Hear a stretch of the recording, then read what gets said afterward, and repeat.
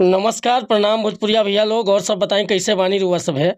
उम्मीद करता नहीं रुआ सब ठीक ठाक होखा भैया और हमहू ठीक बानी। तो स्वागत बाटे आप सबके राइटर विजय बागी के चैनल पर।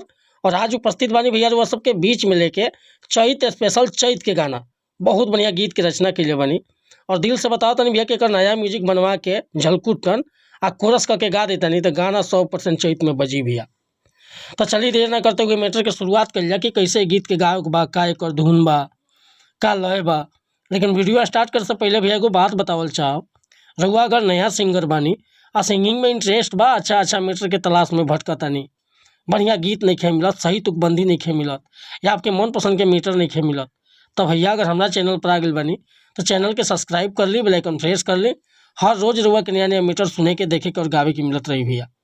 और रउआ कोनो प्रकार के मीटर लिखवाओ बा, sad song, love song, orchestra song, धोबी गीत, पूर्वी गीत, चाहे सीजनली कोनो प्रकार के गीत, तो बिल्कुल उचित चार्ज पर हुआ गाना व्हाट्सअप के जरिए मिल जाए भैया। नंबर हम अपन डिस्क्रिप्शन में दे दिले बनी। आज के मीटर देखिए कैसे गाओगे बाटे। यही चैत के महीना में सोची कि गेहूं के कटिया स्टार्ट होला, कटनी स्पेशली गीत बाटे। तो एगो औरतिया अपना पति से कहतिया कि चैत के घाम से छूटे पिया छितरी, आ होता चुन चुनी बड़ा दहिया के भीतरी।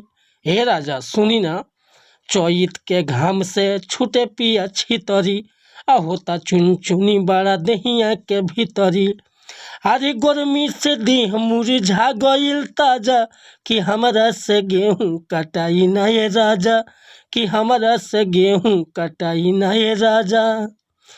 अरे गर्मी से देह मुरझा गइल ताजा, कि हमरा से गेहूं कटाई न राजा, कि हमरा से गेहूं कटाई न ये राजा। कंपोजिशन गीत है भैया। अगर ये मीटर पसंद बा, फुल गीत लिखवावे के चाहता नहीं तो बिल्कुल उचित चार्ज पर गाना रुआ के व्हाट्सअप के जरिए मिल जाई। और व्हाट्सअप के नंबर बाटे 8874473128। रुआ फ़ोन कर सकिले या व्हाट्सअप कर सकिले, बिल्कुल उचित चार्ज पर गाना रुआ के फुल करके हम भेज देबा। अगर चाहे अपना पसंद के लिखवाओ खोके, चाहे नया म्यूजिक बनवाओ खोके, हर तरह के व्यवस्था बाटे भैया। मिला तानी फिर से अगला वीडियो में। अगर ये वीडियो पसंद आए तो लाइक करब, कमेंट करब और चैनल पर पहली बार लिखम तो चैनल के सब्सक्राइब कर ले। जय हिंद, जय भारत, जय भोजपुरी समाज।